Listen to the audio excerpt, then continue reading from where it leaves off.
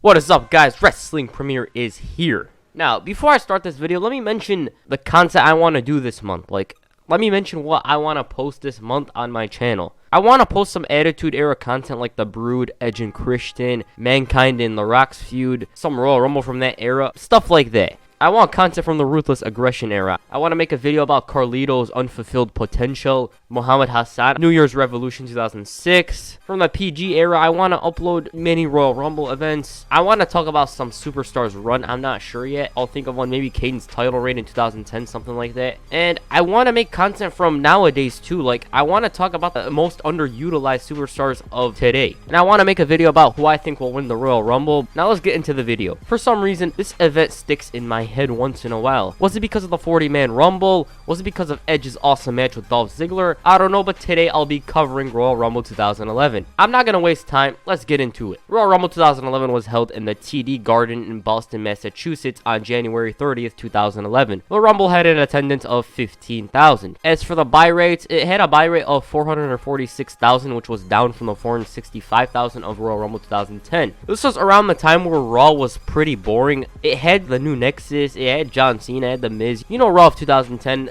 all those kinds of guys. Meanwhile, on SmackDown, it was awesome. I will say it is one of the most overlooked years SmackDown had. 2011 for SmackDown was so awesome. The first match was for the World Heavyweight Championship. Edge defended the gold against Dolph Ziggler. This was Dolph Ziggler's first world title match in his career. At this point, it looked like Ziggler was the next big star in WWE. Little did we know that he'd end up being Baron Corbin's lackey. By the way, Corbin was with the Arizona Cardinals at this point, and he signed a futures contract with them. As for this match, let me give you a refresher. Edge won the title at TLC, and Dolph Ziggler won a fatal 4-way match to become #1 contender for the title. Edge the week after that invited Ziggler and Vicky to the cutting edge. Edge made some jokes about Vicky, which led to Ziggler defending her and telling Edge that he's pulling the plug on his career at the Royal Rumble. Vicky would then mention that Ziggler is a better man than Edge, and she'd show a clip of Edge cheating on her with Alicia Fox. Edge then mentioned that cheating is a serious thing before showing a clip of Ziggler himself cheating on Vicky with Caitlyn. If you look at that, it looks like one of those YouTube thumbnails. Anyways,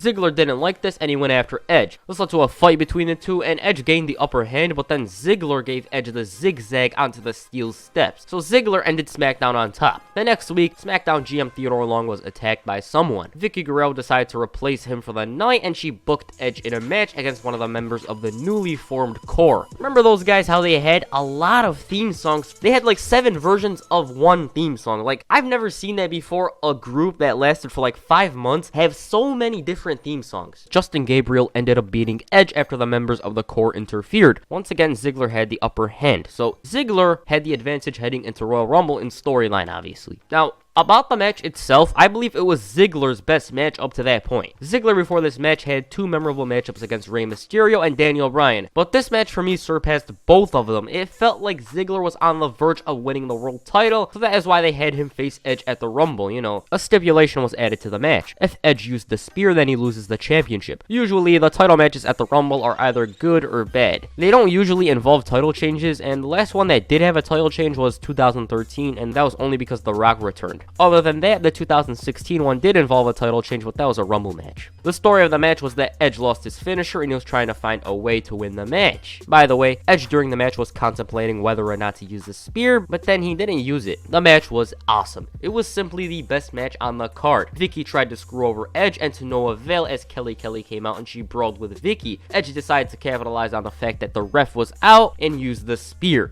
Everyone in the crowd was chanting spear, spear, spear, and boom!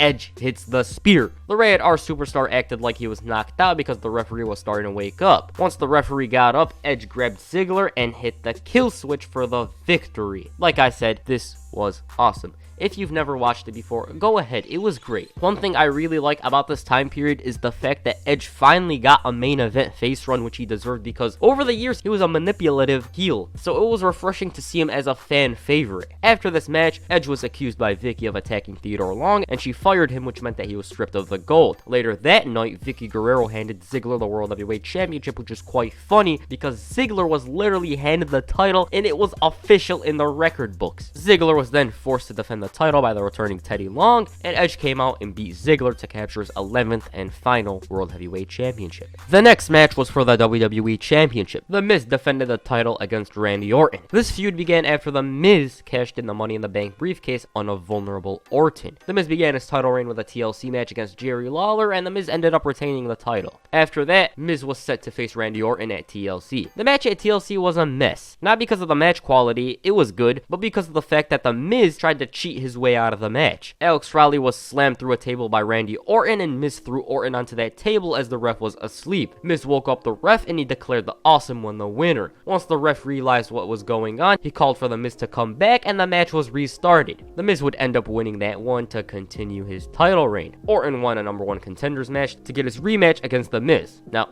the match was decent. It wasn't as good as the last match, but it was fine for what it was. Like, I do think it should have been a bit better, but it wasn't really a big problem because it was decent for what it was. Like, I did expect more, but it was good enough. CM Punk ended up interfering in this one and costing Randy Orton the WWE Championship. His reason for costing Orton the title was because he punted him 2 years earlier. Anyways, Miz would still appear later on that night. The next match was for the WWE Divas Championship. Natalya defended the title against Layla, Michelle McCool, and Eve Torres. What can I say about this match? Like, what can I say? First of all, it was supposed to be a handicap match, but then the anonymous Raw GM changed it to a fatal 4-way, and Eve was added to the match. Eve would end up winning the title, which I think was her first Divas Championship. Also, the crowd wasn't that interested. I mean, it had a unique ending with McCool and Eve pinning Layla and Natalya, but the crowd didn't really react much. This was around the time, you know, the Divas, no one really cared about them, you know. So yeah, that's all I gotta say about it. It wasn't great, obviously. And the main event, the Royal Rumble. This was the first ever 40-man Rumble, which was quite awesome. This match had many stories intertwined with one another. The Nexus and the Core, the Nexus and John Cena, the Miz and John Cena. It was fun. Bryan and CM Punk started off the match. From there, Punk would get help from the Nexus, and they eliminated everyone in sight. Like, the ring was full, but then when the Nexus came in, they eliminated everyone except for CM Punk. The Nexus would also eliminate the returning Booker T. Man, this Rumble had Diesel and Booker T return, so it was great. Like, when Booker T came out, that was such an awesome moment. Back to Punk. Punk and Co would continue to eliminate guys until John Cena came out. John Cena eliminated all of Nexus, which was quite funny to me because, you know, Super Cena. Also, this Rumble match was also the first time that guys that competed in title matches earlier on could enter the Rumble. Like, Ziggler and Randy Orton could enter the Rumble. Cena cleaned house, and then Hornswoggle entered the Rumble. Cena and Hornswoggle were the duo of the match. Hornswoggle hit the AA on Tyson Kidd, and Heath Slater was given a double 5-knuckle shuffle by the duo. Hornswoggle ended up being kicked out of the Rumble by Sheamus. Another notable moment in this match is when Chavo Guerrero came out. Chavo Guerrero for a minute was on a roll. It was an awesome moment. He paid homage to Eddie Guerrero by hitting 3 amigos on many guys. It was a good moment, but then he was eliminated by Mark Henry. Now, I'm not sure if this is the best moment from this Rumble, but I just want to mention it. Remember when number 32 came out? It was Diesel and Matt Striker was freaking out. It was an amazing moment, and I think Diesel had to beg TNA to release him from his contract so he could appear at the Rumble. My favorite moment of the Royal Rumble was when John Morrison escaped elimination by latching onto the barricade and jumping onto the steel steps to return to the ring. It was a pretty memorable moment in Rumble history because it spawned many versions of it in the following years, with Kofi taking Morrison's role and performing these stunts.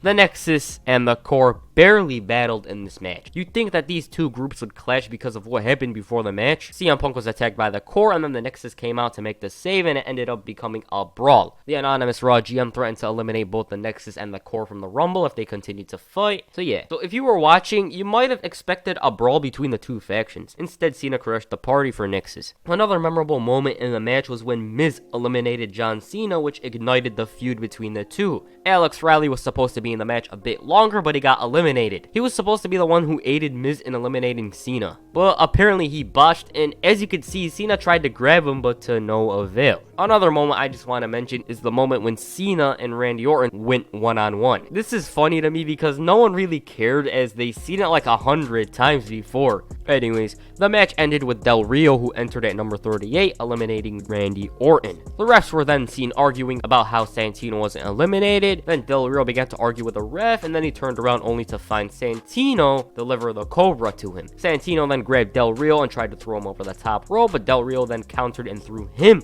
over the top rope to officially win the Royal Rumble. Man, imagine if Santino won that. What would have happened? I mean, he would have main evented, obviously. Now, about Del Rio, I didn't really like the fact that he won this one because I feel many other guys were much worthy of winning the Rumble. Like, guys like CM Punk, John Morrison, or even Christian. I know he wasn't even in it, but he was returning that month anyways. And plus, we would have seen Edge versus Christian at WrestleMania. I would have said Wade Barrett, but I feel like that feud with John Cena pushed him back a bit. Like, he could have won it in 2012, not 2011. On the flip side, Del Rio was probably the best choice because 1, it was a new star, 2, Edge needed an opponent for WrestleMania. Del Rio was probably the best choice because SmackDown was thin on top heels, and that's what I think. I mean, I'd prefer John Morrison, but they went with Del Rio. Good thing it wasn't Cena or Triple H, who was rumored to return at the event. Good thing it wasn't one of those two, because they already won it before. This Royal Rumble event was good. I thought the 40-man Rumble was weird and a bit long. Also, I don't understand why they added 10 men to the match. It was unnecessary. As for the 2 title matches, they were good. Ziggler and Edge had a memorable bout, while Orton and Miz was decent.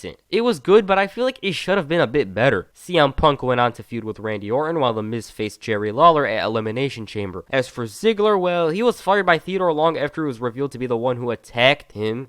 Ziggler a few weeks later moved to Raw and he cut his hair and he dyed it brown. Honestly, to me he looks like he could be Evan Bourne's brother with that look. Thank God it didn't last long. As for The Miz, he became the third wheel in his own feud with John Cena because The Rock returned. Edge went on to feud with Del Rio for the title, and that's it. That's it for this video. Make sure you hit a spear on the like button and perhaps a RKO on the subscribe button. Peace, I'm out.